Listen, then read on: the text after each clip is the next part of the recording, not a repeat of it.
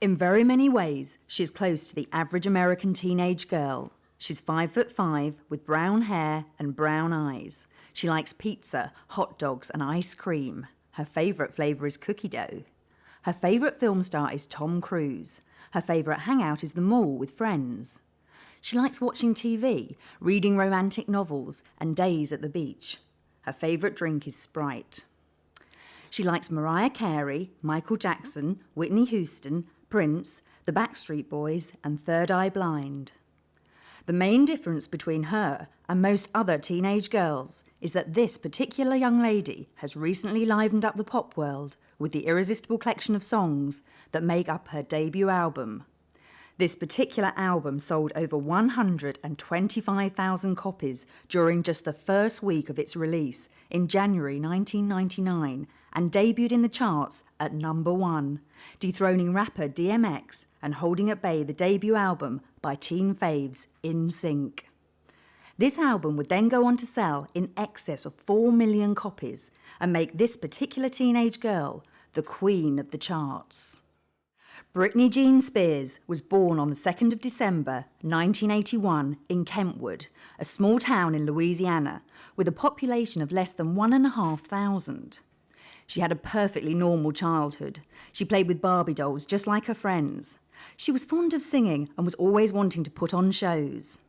She was a down-home kind of girl, but she also had a great degree of determination, and when she decided, after watching Madonna and Janet Jackson performing on television, that she too would become a singer, there was probably going to be no stopping her.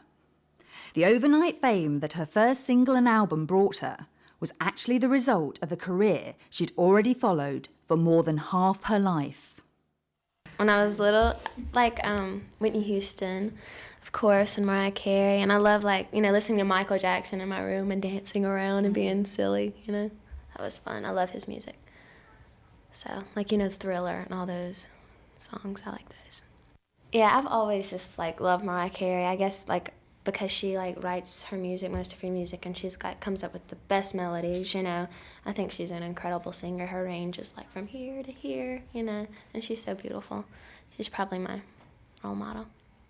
Ever since I was really little, we do the pageant thing, and the reviews, dance reviews, and all that stuff. But when I was 8, I realized I was jumping on the trampoline. My mom realized I could sing, I was just singing, and ever since then, the competitions and all that stuff. And I got connected with the Mickey Mouse Club. I auditioned for that in Atlanta, and I was actually too young. But instead, the guy sent me to New York and gave me an agency in New York, and I went there and I auditioned there. I want it to be bright colors, baby blue. I love that color, baby blue. I want it to be kind of like Janet Jackson, but a younger version, you know what I mean? Because the beats are so good, I want a lot of dancing in it. If I wasn't singing, I would hopefully be a professional dancer or something, So I really don't want to lose that aspect of it. What sort of dancing? Hip hop, funky moves. Yeah, I'm 17 years old right now. I'm from Kentwood, Louisiana, a really, really small town. And I've been singing, like you said, since a baby, since I was really young. When my mom would have company over, I was always embarrassing her because I was singing from the top of my lungs, in front of the TV. And it really started when I, started singing in the church choir and stuff like that. And I auditioned for the Mickey Mouse Club when I was 8 years old, actually. Now, I've often said, with Afro-American singers, that they have that great luck of being able to go into church choirs and get that great grounding. Right. So you still had a similar situation there, right? Right, totally. Yeah. And so I auditioned for the Mickey Mouse Club when I was 8 years old. And I was too young at the time, and the casting director was like, why don't you go to New York and experience some stuff there? So I went to New York here for 2 years. You must have a very nice mum to say you can go to New York at that age. Yeah, I'm really thankful that my family has been so supportive since day one, and financially and everything. My manager and my agency helped out, basically, when we came up here. And so I came up here and I did an off-Broadway play. I did regional commercials. And right before I was about to go home, after the second year was up, I auditioned again for the Mickey Mouse Club, the same show, and that's when I got it. And so I went to Florida for like 2 years, and I did the show, and it was so much fun because there was like 20 kids on the show. I was like 13 and 14 at the time. Just being in, Disney World was just so much fun. Her very first public performance was at age 4, singing What Child Is This? At her local church. She was singing regularly in church competitions, and by the time she was 8, she was able to persuade her parents to take her to Atlanta to try out at some open auditions that were being held for the Disney Channel's Mickey Mouse Club. She did well, but was ultimately deemed too young for the show. There was a breakthrough, however. One of the producers spotted her potential and helped her get an agent in New York. Britney's mother, Lynn, a second-grade teacher, decided that her daughter should have the chance she wanted so much, and so she took Britney and her baby sister, Jamie Lynn, to New York for the summer, while her father, Brian, a construction contractor, remained at home. My family's really supportive, and they're really supportive of what I do, and they're really proud of me, so that makes me feel good. I have a little sister. She's 7, and she's in 1st grade. I have a older brother. He's 20. And I'm just in the middle of the family, and I've always wanted to sing. It's just something, I've always wanted to do. So, and I would be in competitions and everything, and I would just travel back and forth to a bunch of different places, and make a long story short, I'm just here now, so. I went to Hatchet. He's in New York. It's called the Off-Broadway Dance Center. And I just danced there for a while, and then after that I went to, acting and dancing and all that stuff, and then I auditioned for the Mickey Mouse Club again, and I got it after that, and then we flew to Florida, and by then I was like 12 or 11, because I'd been taking the summers, in New York, and then I auditioned again, and I got the Mickey Mouse Club, and it was a lot of fun, because there were like a bunch of kids my age, and it was like everybody was so sweet, and just it was gorgeous there, so it was a lot of fun. She spent the next 3 summers in the Big Apple, studying at the Off-Broadway Dance Center and at the Professional Performing Arts School. The creative education paid off when she landed a key part in the off-Broadway production Ruthless. The play was based on the 1956 movie thriller The Bad Seed, and Britney played the demonic child. When her run ended, she was about to return home when she had another interview for the Mickey Mouse Club. This time, she was old enough to officially don the ears. At age 11, she headed solo to Florida to begin filming and was a fully fledged member of the MMC throughout the 1993 to 1994 season. She was the youngest member of the cast and so got pampered. She made lots of friends, including one young man who'd been chosen at the same audition as her, Justin Timberlake.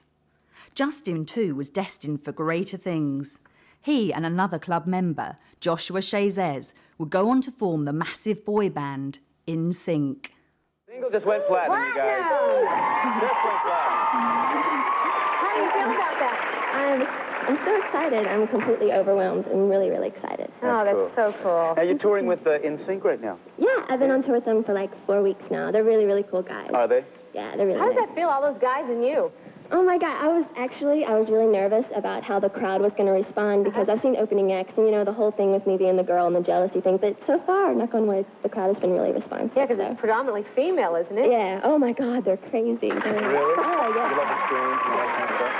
That's cool. So the CD's called Baby One More Time. What's next for you? What's coming up? I'm going to continue to go on tour with In Sync, and then I'm probably going to go overseas for a while, then come back here to the U.S. and do some TV shows, hopefully. Wish you all the best, I'll tell you. When the Mickey Mouse Club finally disbanded, Britney decided to return home and try normal life for a while, and for a year she attended regular high school.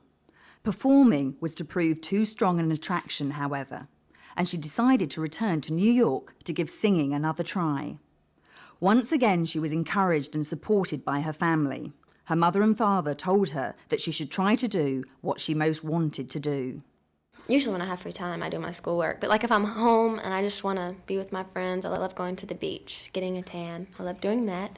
And reading books. And I always try to go to dance class when I'm up here with Hatchet. He's great. He's like so much fun. He makes it, he gets everybody clapping and everything. I love doing that, and I love shopping. So that's my main thing. Yeah, I have my license. In Louisiana, you can be 15. So it's like the big deal at home. Do you have your license? Yeah, I got it. Actually, I failed the test when I took it because I didn't study at all. And I went in there thinking, everybody said how simple it was. You go through driving school and they give you the little book, All the friends are sitting there studying, the test and everything. I go in there not knowing anything, just from what they told you in school or whatever. And I failed it. And so I was so embarrassed. I know, I was so embarrassed. Everybody comes with, their license, getting their picture. I was like, oh my God, So I took it again and I passed it. I looked over it and everything. So embarrassing. Yeah, I guess so. Mainly the only thing it really gets, kind of messes up is the school. You've really got to, make yourself sit there and really do it, And it's like in history and stuff, it takes, so long just to get one question, And it's, ridiculous. But you just got to stay focused and say, I want to do this. And you've got to do school, You can't leave that out. So it's one thing. That's the only thing it really involves with. And, most of my friends from school, when I go home, I see them and see everyone and see your family, so...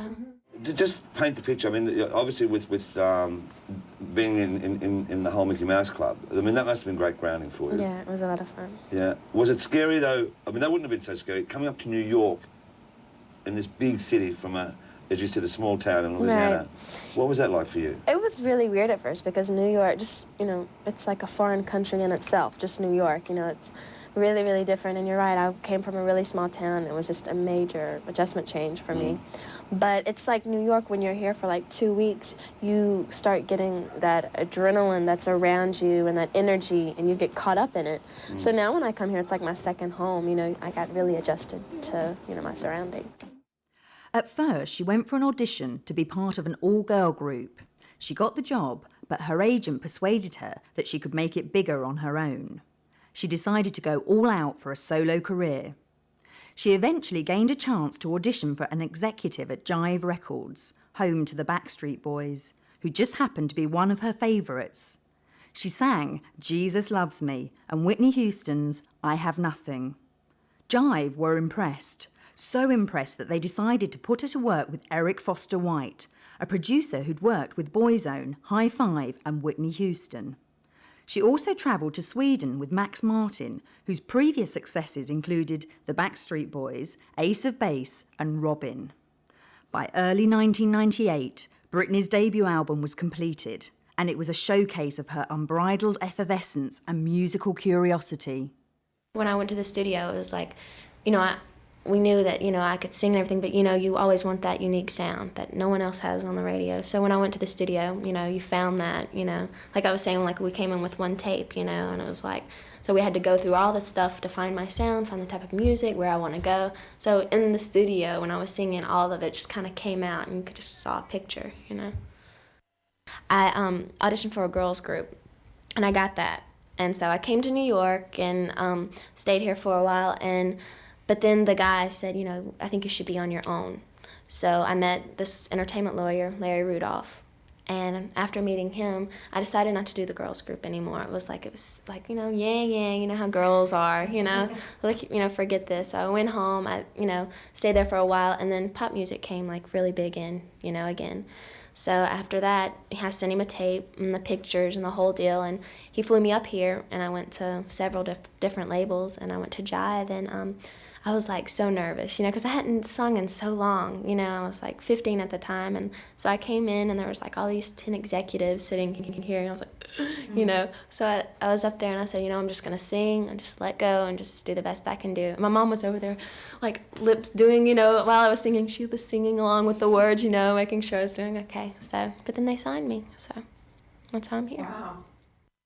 It was pure pop, full of fizz and bounce. The voice of a sassy young girl who seemed at ease singing everything from mirrorball hip shakers to impassioned ballads, who could produce everything from sugar-sweet dance music to frighteningly soulful and wonderfully assured love songs. The New York Post would go on to describe her as a mini-skirted Whitney Houston. From the frantically paced title track, Baby One More Time, to emotion-drenched weepies like From the Bottom of My Broken Heart, from the sweetness of Email My Heart or the irresistible bubbling soda pop, through to the final hip-hop scratch mix finale, a cover version of the old Sonny and Cher classic, The Beat Goes On. Here was evidence of a brand new talent that was definitely going to make its mark on the world. It was a record made by a devoted pop music fan who was already a seasoned performer, despite being only midway through her teens. Her record label was convinced that they had a potentially massive hit on their hands, but Britney was still only a young unknown, and they needed some way to get her noticed. A decade before, another young artist named Tiffany had created a name for herself by embarking on a promotional trek across the shopping malls of America. They thought that if Britney did something similar, it might be the perfect way to raise her profile.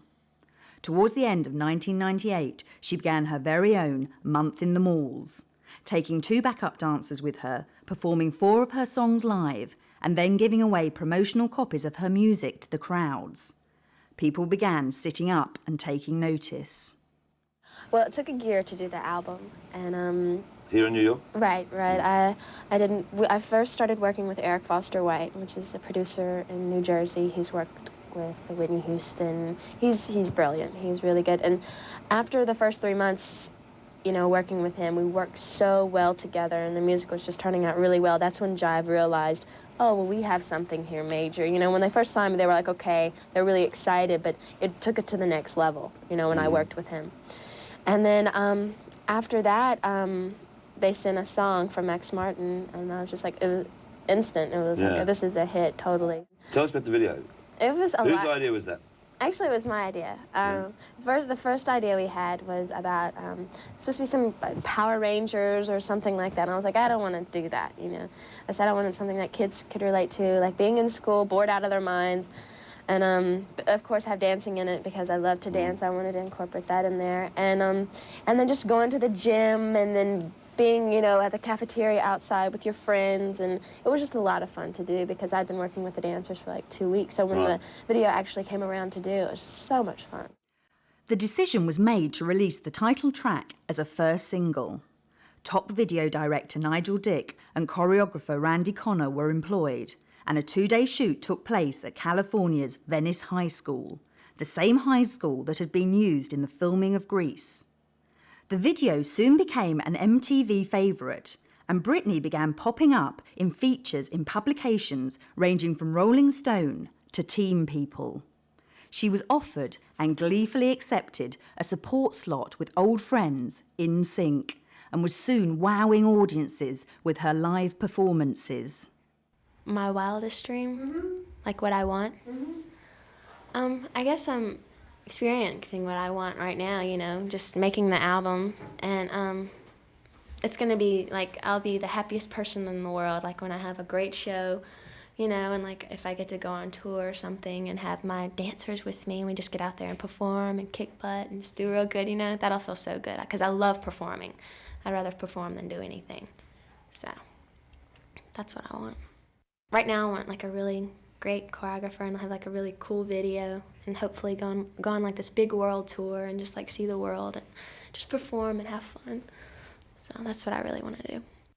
I just wanted, to be able to perform. I love performing and like have my own dancers and just get out there and let people hear my music and people be able to relate to me with me, and I love her songs, and just want to go out there and meet me, you know what I'm saying? And so like I want to be like an artist that everybody can relate to and like wants to, be like and say, oh, I like her, I want to go out there and be like her, Actually, we have like 2 more weeks left. Right. And I'm kind of sad because I've really been enjoying myself. I love being on the road and I love touring. It's like the best part to me. Is it? You must be exhausted now. Actually, no. I'm just now getting used to the routine of like performing every night. Once you get in the routine of, performing every night and everything, you really get used to it. Yeah. And now my body's used to it. Like the first 2 weeks, oh my goodness, I was so exhausted. And I was like, oh. Steps have been supporting you, haven't they? Yeah. They're a friend of our show, Steps. We like Steps. How'd you get on with the guys? I saw them actually in a show in Singapore. Yeah. And I like 2 years ago, and I was like, you know what, they're so cool. And when they said I was going to be headlining my own tour, they were like, who do you want to open up for you? And I remember them being so entertaining. I was like, they would be perfect. So they came down, and sure enough, they're amazing. And I was like, you know what, whenever I go to England, I would love to open up for you guys because they're playing stadiums. Are you going to do that? So that's amazing. Actually, in February, I'm going to be doing a world tour, so I'm going to be going everywhere. So definitely be in London and everywhere in the UK. Baby One More Time was released in October of 1998 and made its debut at number 17 in the Billboard Hot 100 singles chart. The launch of her career was going well, but few people could have predicted what would happen next.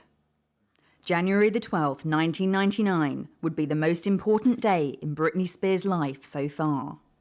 That was the day when the album Baby One More Time was officially released, and it became the first record of the year to debut at #1. It would remain at #1 for weeks on end and signal the arrival of a brand new star. The success of the album propelled the single to the top of the charts, and Britney Spears became the first ever new female artist to have a #1 album and a #1 single simultaneously. The youngest ever female artist to hold both slots. You're just like taken off. You know that, right? I hope so. Because you know what we found out today? What did you I don't know if you know this, but I'm supposed to give you this. This happens on our show a lot. This single just went platinum today. Do you know that? I'm serious. And not only did it go platinum, that it is also the #1 song in the country right now. Really? I wouldn't lie to you. Why would I lie to you? You think I'm lying? You get Larry Rudolph on the phone right now. He'll tell you I'm telling the truth. How does that feel? I'll do that. Oh, it's so wonderful. I'm so excited. Did you expect that? Like when you recorded this song, did you think, you know? No, I had no idea. I just love singing and I love, performing. But You like touring? I didn't expect this. Oh, yeah, I love performing. Yeah. How many more dates do you have? I think like 2 more weeks, I think. 2 more weeks? And then you go home? No. No? No. Where do you go after 2 I weeks? go overseas. Overseas? Are you working there or you just I'm just like a bunch of promotional stuff. a bunch of promotional stuff? Do you get to go home much? No, not really. Not really? No, it's okay though, because like I talk to my mom 24/7 on the phone, and when Right. I go home, I get to That spend means time. all day and all night, every day. 24/7. Yeah. Right. So. And when I go home, I have a little sister, and we just spend a lot of time with each other. What about your friends? Do they think it's cool? Are your friends back home? Yeah. Do they treat you like a star? They treat you like No, No. not at all. I go home and we go to the show. It's completely normal. It is completely normal? Well, you sound completely normal. And good luck with your career. Many more platinum albums. I hope so. And #1, ladies and gentlemen, Britney Spears. Youngest female in Billboard's history to have a simultaneous #1 and have an album debut at #1 in the same week. And it just goes on. First new artist, male or female, to jump into the #1 spot on both the Hot 100 and the Billboard 200. Can you take all that in? I know. It's like, oh my goodness. It's really crazy. When they actually called and told me I was in West Palm Beach, and it was before the album had been released, they're like, your album debuted at #1. I thought they meant the single. I had been sleeping.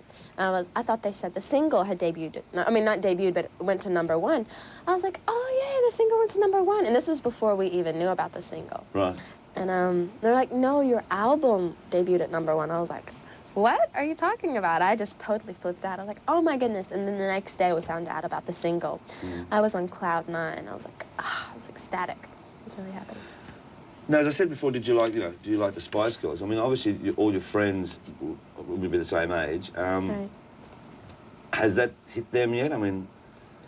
Yeah, they're really happy for me. And when Yeah? I go home, which is very rare, but when I do go home, we always go out and, we go to the show and the movies, and I think it's really cool that the song's on the radio and playing on MTV. And, yeah, they're really happy for me. I mean, I know many artists have said this, about the first time when they, break into they get the recording deal. What was it like for you to first hear One More Time on the radio?